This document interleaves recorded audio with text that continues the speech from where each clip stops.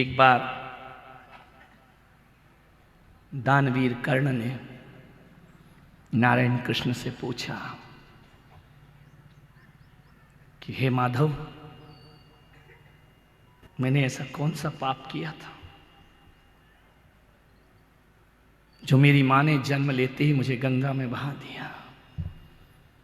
बताओ नारायण, उसमें मेरी क्या गलती थी? मुझे अवैध बच्चे का खिताब मिला। हे मधुसूदन, बताइए इसमें मेरा क्या अपराध है कि द्रोणाचार्य ने शूद्र पुत्र कहकर मुझे शिक्षा प्रदान नहीं की? नारायण, बताओ क्या बात है? द्रौपदी ने स्वयंवर में मेरा अपमान किया कि मैं राजघराने का नहीं हूं, मैं कुलीन नहीं हूं, कितना भी विद्याधर हूं, कितना भी धनुर्धारी हूं। द्रौपदी ने कहा मैं तुमसे विवाह नहीं कर सकती हूं। बताओ नारायण, मैंने ऐसा कौन सा पाप किया? पग पग पर मुझे शूद्र पुत्र कहकर अपमानित किया जाता है। नारायण, जीवन आज बोझिल लग रहा है। नारायण कृष्ण ने कहा कि कर्ण, अपना ही जीवन नहीं, मेरा जीवन देखो। मेरा जीवन तो वो जीवन है कि मेरे जन्म लेने से पहले मृत्यु मेरा पीछा करती रही। मेरा जन्म जेल में हुआ। मेरा जीवन देखो दानवीर कर्ण, जब जब जीवन जीना चाहा मौत मेरे पीछे लगी रही। रातों रात मुझे अपने मां बाप से अलग होना पड़ा, जेल से निकल के गोकुल में आना पड़ा। मालूम है कर्ण, मैंने गाय चराई, मैं नारायण, मैं भगवान, मैंने गऊएं चराई हैं, मैंने गोबर उठाया है। कर्ण, बचपन में ही पालने में पूतना मेरा वध करने आती है। अरे बड़े होकर युद्ध हो तो चलो शिकायत है, बिना दुश्मनी के भी मेरे हत्या के षड्यंत्र रचे जाते हैं। तुम्हें मालूम है मेरे पास कोई सेना नहीं रही, मेरे पास ना गुरुकुल थे, ना मेरे पास महल थे, और मेरा ही मामा मेरा दुश्मन बन गया। अचानक दुश्मन बन गया, अहेतुक दुश्मन बन गया, बिना कारण के दुश्मन बन गया। मौत मेरे पीछे 24 घंटे भागती रही। कर्ण, एक बात ध्यान रखो, मुझे राजनीतिक समझौतों के लिए बहु विवाह करना पड़े। कर्ण, ध्यान रखिए। एक समय कृष्णचंद्र भाग गए आधी रात, एक समय कंस को पछाड़ दिया रण में, एक समय अर्जुन ने महाभारत जीत ली, और एक समय कौल भील लूट लिए वन में, और एक समय रावण को 10 शीश मिले बर में, और एक समय 10 शीश कटे पड़े रण में। तो आदमी बेचारे की बात यहाँ कौन करे? यहाँ सूरज की 3 गति होते एक दिन में, यहाँ सूरज की 3 गति होते एक, सुबह का सूरज कुछ होता है, दोपहर का सूरज कुछ होता है, और शाम का सूरज कुछ होता है। जब इनका जीवन एक सा नहीं रहा तो डूंगरपुर वालों, हम लोगों की क्या औकात है कि हमारा जीवन हमेशा एक सा रहे? जीवन में उतार चढ़ाव तो आते ही रहते हैं। सूरज की 3 गति होते एक दिन में, ध्यान, सूरज 3, सुबह का सूरज कुछ है, दोपहर का कुछ है, और सांझ का सूरज कुछ और हुआ करता है। और एक बात याद रखना डूंगरपुर वालों, आकाश की सूरज का उगना भी निश्चित समय पर है और उसका डूबना भी निश्चित समय पर है, लेकिन जिंदगी के सूरज का कोई भरोसा नहीं है मेरे भाई। ये कभी कभी उगने के पहले ही डूब जाया करता है, कभी कभी ये सूरज दोपहर को डूब जाता है, कभी ये सूरज शाम को डूब जाता है। उस सूरज का तो सब कुछ निश्चित है, लेकिन हमारी जिंदगी के सूरज का कोई भरोसा नहीं है। मैं आपसे निवेदन करता हूं कि सांझ को जब सूरज डूबता है ना, तो डूबता हुआ सूरज एक संदेश देता है कि है इंसान, तेरे जीवन में 12 घंटे अंधेरा रहा, मैंने आकर उसमें रोशनी भरी है, ध्यान रखना। वह सूरज जाते हुए कहता है 12 घंटे मैंने तुम्हें रोशनी दी है, अब मेरे अस्ताचल का समय हो गया है, अब मैं डूबने जा रहा हूं, लेकिन जाते जाते एक संदेश दूंगा कि अब फिर अंधेरा होगा, क्योंकि मैं फिर जा रहा हूं, अब फिर अंधकार में दुनिया जिएगी। लेकिन ऐ इंसान, मेरे डूबने से पहले अपने घर के आंगन में एक छोटा सा दिया जला लेना, क्योंकि जो काम मैं करता हूं मेरे अभाव में वही काम मेरा दिया करेगा, ध्यान रखना। एक छोटा दिया जरूर जला लेना। तो मैं पुलक सागर भी आपसे कह रहा हूं कि जिंदगी का सूरज डूबे उससे पहले अपनी आत्मा में धर्म ध्यान का एक दीप जला लेना, ध्यान रखना, तुम्हारा जीवन प्रकाशमय हो जाएगा, ध्यान रखिए। धन दौलत माया के पीछे भागने वाला इंसान, जब जिंदगी का सूरज डूबेगा तो फिर अंधेरा होगा जिंदगी में, ध्यान रखिए। एक धर्म ध्यान का दीप जला लो। इसलिए तो अपने यहां भारतीय संस्कृति में संध्या वंदन का समय आया करता है, ध्यान रखिए। एक दिया जला लो जिंदगी में, नहीं तो फिर रात ही रात होगी जिंदगी में, अंधेरा ही अंधेरा होगा जिंदगी में। धर्म ध्यान का दीप जलाओ। मान्यवर, जीवन कैसे जिया जाता है? राम का जीवन एक सा रहा, कृष्ण का जीवन एक सा रहा, महावीर का जीवन एक सा रहा? नहीं रहा। उतार चढ़ाव भरा जीवन होता है। कभी हिमालय से निकलने वाली गंगा को देखना, पतली सी लकीर में निकलती है गंगोत्री में, ध्यान रखना। एक पतली सी लकीर, वो लकीर जैसे जैसे आगे बढ़ती है ना, हरिद्वार और ऋषिकेश तक आती है, चट्टानों से टकराती है, तूफानों से लड़ती है, बियाबान जंगल से गुजरती है, तब ऋषिकेश और हरिद्वार तक आती है। और वह लकीर बढ़ते बढ़ते बढ़ते बढ़ते अपने जीवन की तकलीफ और संघर्षों को, अनेक बांधों को और पुल को पार करते हुए, अनेक अवरोधों को पार करते हुए, जब वह गंगा कलकत्ते में पहुंचती है तो विशाल गंगा सागर बन जाया करती है, ध्यान रखना। जिंदगी ऐसा ही होती है, जो मुसीबतों को पार करते आगे बढ़ता है, विशाल परमात्मा का सागर उसका इंतजार। क्या एक सी होती है क्या गंगा? उतार चढ़ाव होते हैं गंगा में। गंगा कोई रेल की पटरी नहीं है कि सीधी समानांतर भागती जाए, नहीं। जिंदगी रेल की पटरी नहीं डूंगरपुर वालों, जिंदगी गंगा की धार हुआ करती है, ध्यान रखना। सुंदर घाट भी मिला करते हैं, बियाबान जंगल भी मिला करता है, पहाड़ों से भी नीचे गिरना पड़ता है, चट्टानों से टकराना पड़ता है, तब जाकर उसके जीवन की यात्रा संपन्न हुआ। क्या दुख है तुम्हारे जीवन में? इतने से दुख में घबरा जाते हो? सुसाइड कर लेता है आदमी, आत्महत्या करने लगता है आदमी। छोटी छोटी बातों पर जीवन को नरक बना के क्यों जीते हो? कभी चुनाव हार गए, ऐसा लटका मुंह आता है। अरे राजनीति का खेल है, इसमें हार भी होती है और जीत भी हुआ करती है। फेल हो गए, जिंदगी से निराश हो गए, धत तेरे की। जो पढ़ते लिखते नहीं हैं, क्या वो जीवन की ऊंचाइयों को प्राप्त नहीं करते हैं?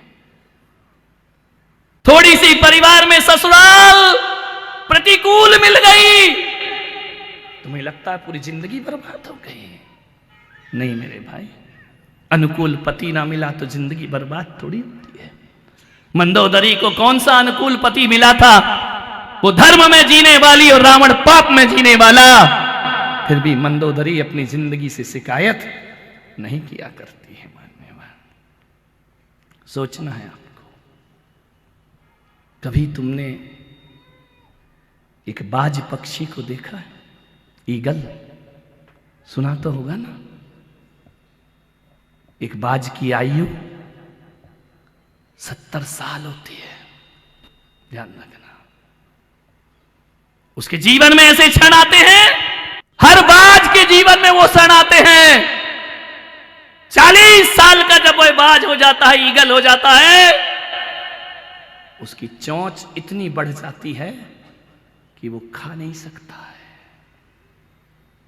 उसके नाखून मुड़ने लगते हैं और उसके पंख कमजोर होने लगते हैं, वह उड़ान नहीं भर सकता है। एक बाज पक्षी 40 साल में उसके शरीर के साथ क्या क्या होता है। मान्यवर, बाज पक्षी को दो में से एक चीज चुनना है, या तो मौत चुन ले या जिंदगी की आशाओं पर जीना प्रारंभ करे। मालूम है वो जानवर क्या चुनता है? मौत नहीं चुनता, जिंदगी चुनता है। मौत छोटी है और जिंदगी बड़ी हुआ करती है। मौत तो 2 मिनट की है, जिंदगी 100 साल की हुआ करती है। वो बाज पक्षी उड़ता है, दूर जंगल में पहुंचता है अपने शिथिल पंखों को लेकर। मालूम है दूर चट्टान में जाकर चट्टान से मार मार कर अपनी चोंच तोड़ता है, लहूलुहान हो जाता है, अपनी चोंच को तोड़ देता है। नई चोंच आने में 50 दिन लगते हैं, ध्यान रखना। 50 दिन वो नई चोंच का इंतजार करता है, मृत्यु को गले नहीं लगाता है, ध्यान रखना। 50 दिन बाद जब नई चोंच आ जाती है उसकी, तब तक भूखा रहता है, ध्यान रखिए। जब नई चोंच आती है वह चट्टानों से मार मार कर अपने पंजे तोड़ता है, अपनी उंगलियों को, नाखूनों को तोड़ देता है। जो नाखून बड़े बड़े हो जाते हैं उन्हें उखाड़ के फेंक दिया करता है। नई चोंच से नए नाखून आने में 50 दिन लगते हैं, ध्यान रखना। और जब नाखून आ जाते हैं तो अपने शिथिल पंखों को वो बाज अपनी नई चोंच से उखाड़ कर फेंक दिया करता है, ध्यान रखना। एक एक पंख निकाल कर फेंकता है और नए पंखों का फिर इंतजार करता है। नए पंख आने में 50 दिन लगते हैं, ध्यान रखना। वो 150 दिन की साधना बाज को 30 साल का जीवन फिर से प्रदान कर दिया करती है, ध्यान रखना। बाज फिर आकाश में उड़ा करता है, नए पंखों के साथ, नई चोंच के साथ, नए पंजों के साथ फिर से उड़ता है वह आकाश की अनंत ऊंचाई को। जीते जी दूसरा जन्म पाता है वह बाज, ध्यान रखना। किसके दम पर पाता है? एक आशा के दम पर, एक विश्वास के दम पर कि आज शिथिल हूं, कल फिर उड़ूंगा आकाश में, ध्यान रखना। एक बूढ़ा पहुंचा वृक्ष के पास, ठूंठ के पास। ठूंठ जानते, जिसमें पत्ते अत्ते कुछ नहीं होते, पतझड़ का पेड़। ठूंठ के पास बूढ़ा पहुंचा। बूढ़े ने वृक्ष से कहा, क्यों जीता है तू? ना तुझ में पत्ते हैं, ना तुझ में फल है, ना तुझ में छाया है, क्या जिंदगी है तेरी? बूढ़े ने वृक्ष ने देखा, बूढ़े से कहा, तू क्यों जीता है भाई? तेरे मुंह में दांत नहीं, पेट में आंत नहीं, हाथ अगरबत्ती, पैर मोमबत्ती, रोटी चपती नहीं, पापड़ पचता नहीं, तू काहे को जीता है? बूढ़े के पास कोई उत्तर नहीं था, लेकिन उस ठूंठ ने कहा कि बूढ़े, एक बात ध्यान रख, मैं क्यों जीता हूं मैं बताता हूं, उत्तर तुझे देना है, तू क्यों जीता है। देख बूढ़े, न मेरे पास पत्ते हैं, ना फल है, ना छाया है, लेकिन मैं जीता हूं इसलिए कि सावन फिर से आएगा, लेकिन तेरा यौवन दोबारा लौट कर आने वाला नहीं है। सावन आएगा, मैं फिर हरा हो जाऊंगा, तेरा यौवन दोबारा लौटने वाला। अब बता बूढ़े, तू किस लिए जीता है, ध्यान रखना। मान्यवर, आपसे निवेदन है, बाज पीड़ा चुनता है, बाज दर्द चुनता है, बाज मौत नहीं चुनता है, ध्यान रखना।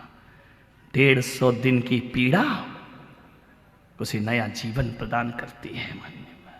कौन था मैं? किसी के लिए खाली सूखा भूखंड, तो किसी के लिए मुंबई से अहमदाबाद के बीच आने वाला सिर्फ एक जमीन का टुकड़ा।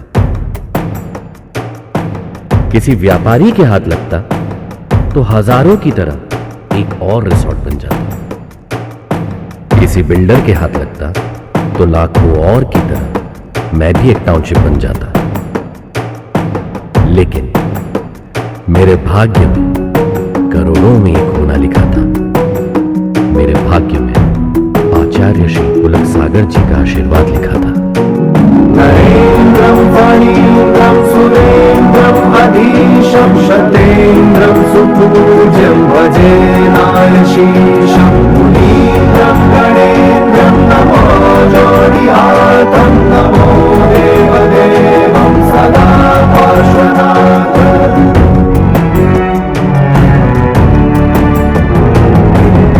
मौन थाम स्वर कहाँ से आया, खाली भूखंड को दे दी उसने काया।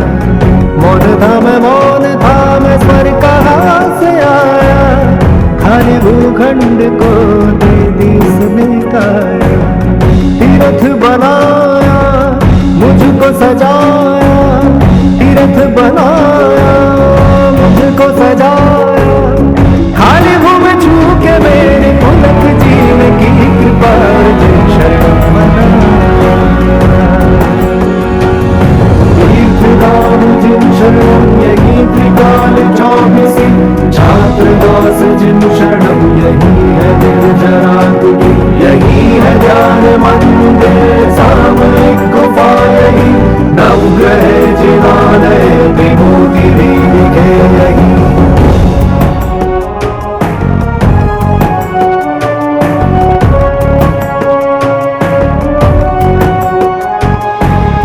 पुलक सागर को ये स्वप्न आया, खाली भूखंड ने उनको बुलाया। पुलक सागर को ये स्वप्न आया, खाली भूखंड ने उनको बुलाया। खोई हुई भूमि ने खुद को पाया, बंजर धरती पे पुष्प खिलाया। पारसनाथ के पाके दर्शन, पारसनाथ के पाके दर्शन। खाली भूमि छू के मेरी पुलक जीन की कृपा जिन शरणं बनाया। नरेन्द्रं फणीन्द्रं सुरेन्द्रं अधीशं शतेन्द्रं सुपूज्यं भजे नायशीशं मुनीन्द्रं गणेन्द्रं नमो जोडिहातं नमो देवदेवं सदा पार्श्वनाथम्।